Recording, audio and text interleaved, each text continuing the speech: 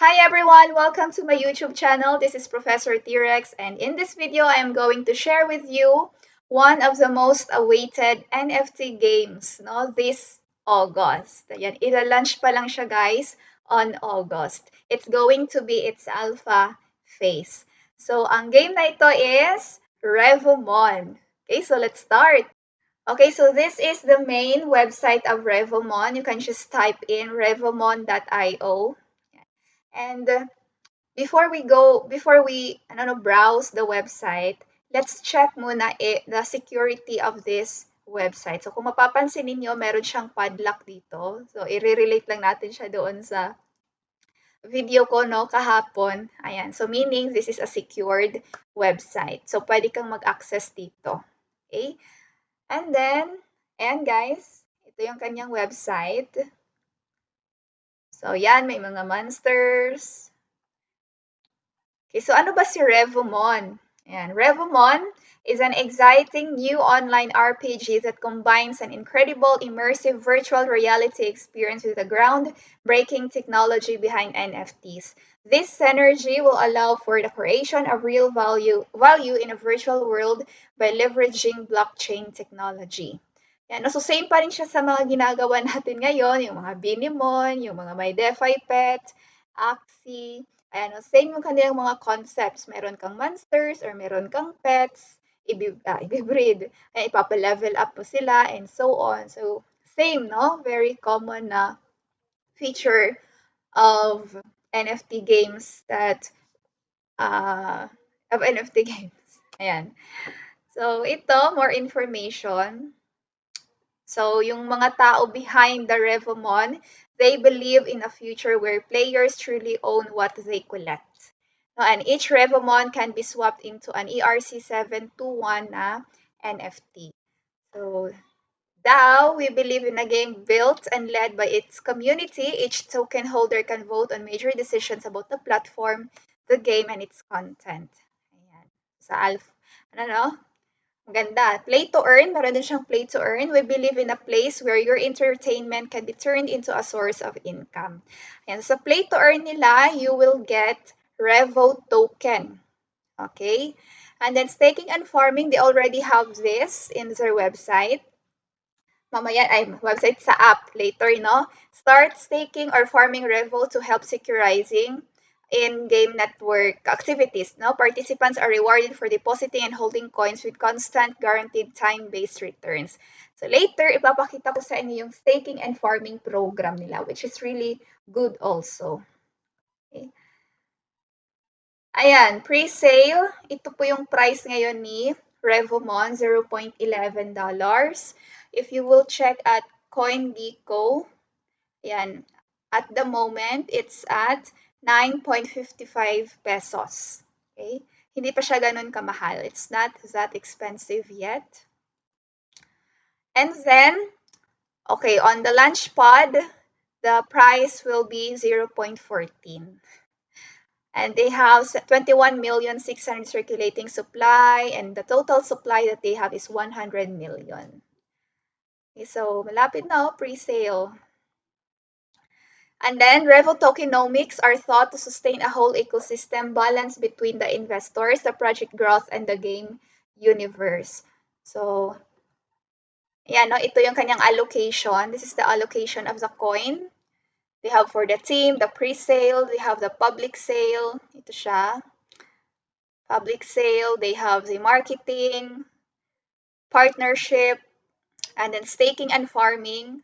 This is 35% of their allocation. Ecosystem, 11%.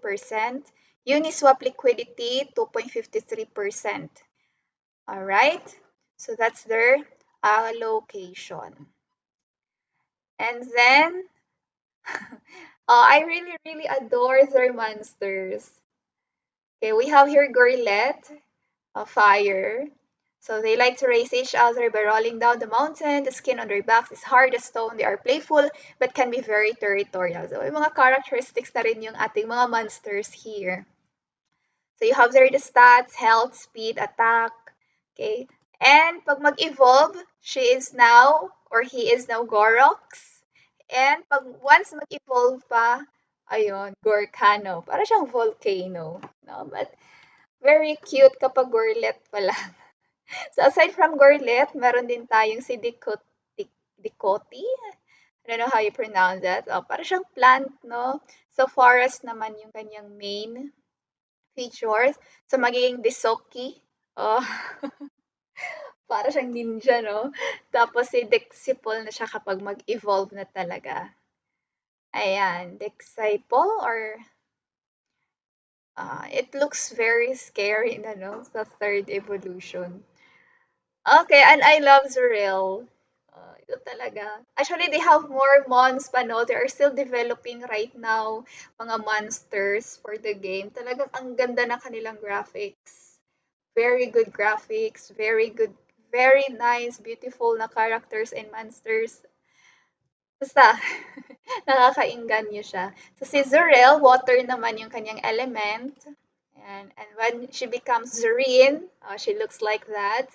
And when she becomes Blizzora, oh, you see? Oh, very nice. Ganda, really. And there are more. Okay. Oh, we have here Xerneas, Rival, Tiju. Okay. You have the chance to catch these monsters, guys. You're not going to buy any eggs, okay? I've talked to one of the admins and they told me that you're not really going to buy these monsters in the game. Instead, you have to catch them in every adventure. Okay? And you just have to buy the game. So the game, they told me that the price of the game might cost around $20. Yun yung sabi nila sa akin, no? I tried to reach them.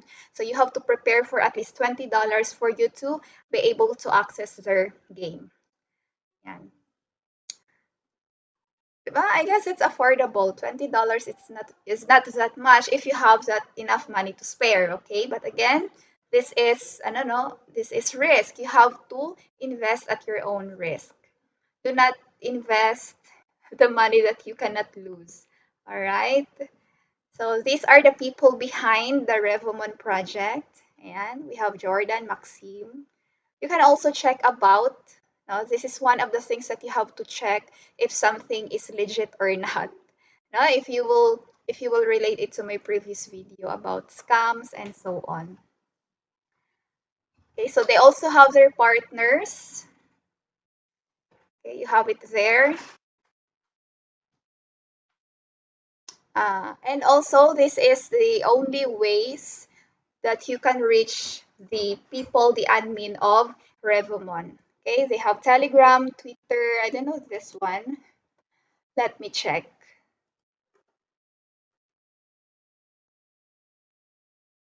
Okay, this is their Medium. Oh yeah.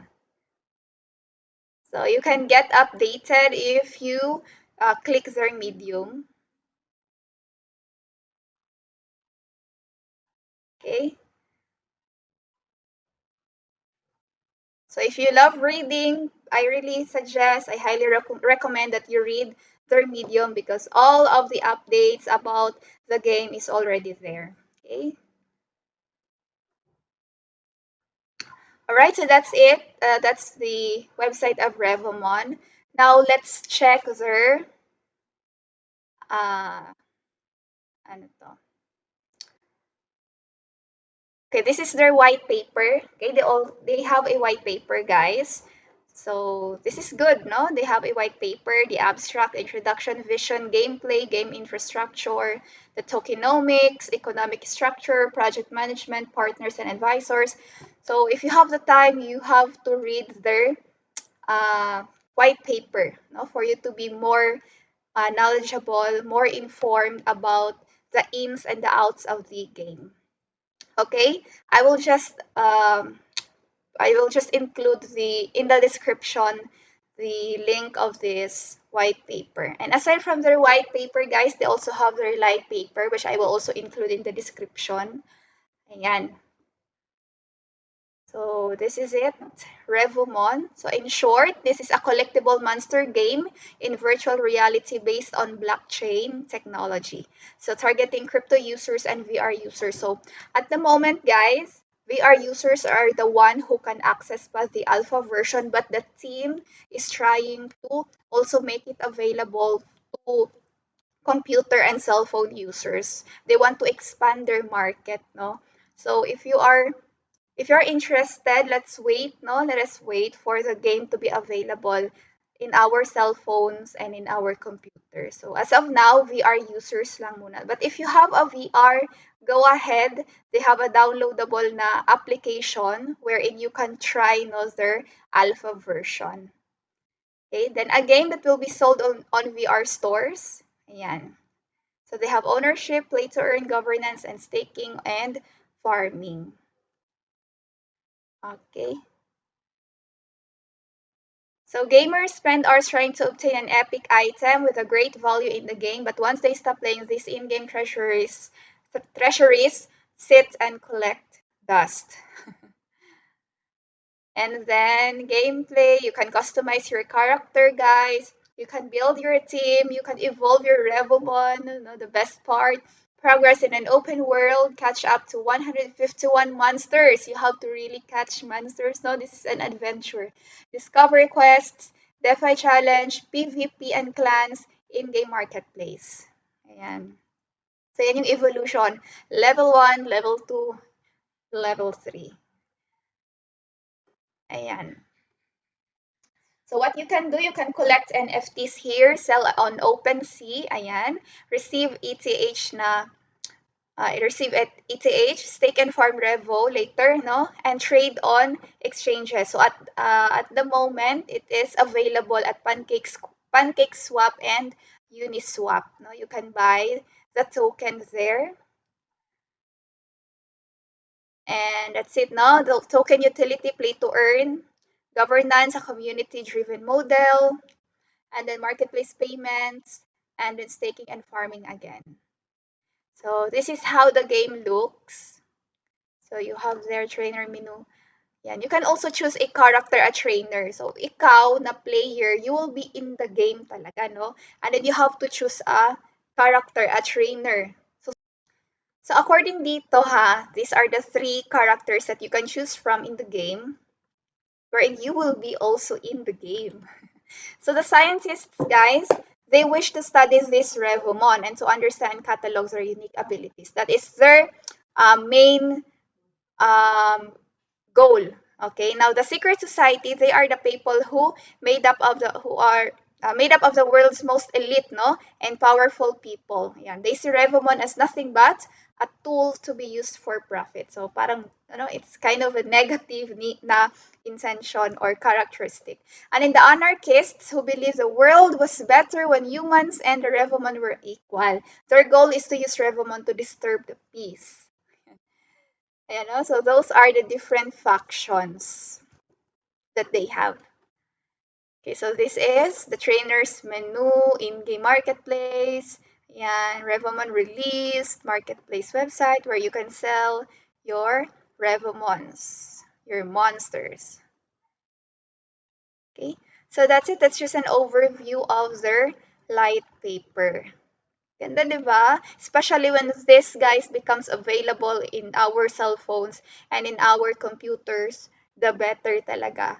No? Kasi I love the graphics, I love the characters, I love the concept wherein you just have to catch these monsters in the adventure. And then the idea also that you can choose a character and your character, ikaw mismo, you can be in the game. Talagang virtual reality talaga yung kanyang peg. Okay? So this time, let's talk about the Revomon staking and farming. Okay, so this is their app. You just have to connect your wallet, MetaMask, and then you just have to, for staking, guys, you just have to buy Revo coin, Revo token at PancakeSwap. Okay, you just have to connect again your MetaMask. You can use BNB to buy for a Revo token. Ayan, it's 9 pesos at the moment. Ayan. And then once you already have your Revo token in your MetaMask, connect your MetaMask here. Ayan, connect wallet. And then you can choose which among these pools you want to stake your Revo. We have the water pool, the fire pool. Itong water pool, ito siya, you have to stake your Revo for ilang months? Ito 3 months. No? We also have 6 months, 6 months, 1 month, 3 months, and 6 months. So in my case, I did it at grass pool, no 1 month na staking. I just chose the 1 month staking period. Uh, but it's all up to you. If you have to go for 3 months or 6 months, go ahead. But at the moment, Revo token is still affordable in the market, so I guess it's a good, I don't know, this is the good, this is the best time rather to start staking your Revo token. But again, I'm not promoting, I'm not convincing you guys. It's all up to you. This is risk. All right. I'm going to remind you again, this is risk. So you have to invest at your own risk. Okay. And if you want to get updated, ayan, they have their Twitter. So again, guys, no, whenever you contact admins, you have to check their official contact information lang, okay? Or yeah, contact modes. Kung Telegram lang, then you go for Telegram. If only Twitter, Twitter lang. And aside from those, pag yun lang, wala na talagang other ways for you to connect with them, do not communicate or do not contact or do not make any transactions outside those modes of communication. Like example, Revomon, no? Kasi we have to be very careful with the scammers. For example, merong gumawa ng isang email account, no? Wherein they say na from Revomon ito siya, and then we have to get your information, no, about your wallet or your ano pa ba, mga secret na mga information. Okay, do not deal with those people. Or sa mga Facebook, sa mga social media, no, na accounts wherein they would say that they are the official Revomon account, Facebook account, or ano pa ba. Yeah, Facebook account, no, Friendster account, may Friendster pa. So do not deal with those people, no, if it is not included in their website that they have an official Facebook na account. Okay? So here we only have Telegram and Twitter. Therefore, you only have to check their Telegram and Twitter if you want to get reliable information. Okay? And aside from those two, you should not make any transactions from people who are or from accounts who are claiming that they are the official accounts of Revomon. All right? And same with other websites, no? Okay, you have to always check that. And so this is their Twitter. Yeah, so get updated with their uh, with their game, no? By following their Twitter. Ang ganda ng kanilang concept. Okay, so that's it about Revomon. So if you're interested, ayan, sabi nila, they said, the admin told me that the game would cost at least $20. So you can prepare for that amount of money. As of now, the only thing that you can access in their game is the staking and farming. Or staking rather. So you can stake now your Revo token if you have any Revo token with you. And please always keep yourself updated. All right. So that's it about Revomon. So I hope that ano lang, no, that this video has helped you to give you an insight about this new game that is about to be launched on August 1. Malapit na guys. Ilang days na lang, no, magla-launch na siya. So, if you have the time, please read. All right? Read their white paper, look at their light paper, and also always check their Medium for more updates. Ayan. So, thank you so much. And if you have the time, if you are new to my channel, please click like and subscribe to my YouTube channel. Thank you so much, guys, and have a good day. Bye!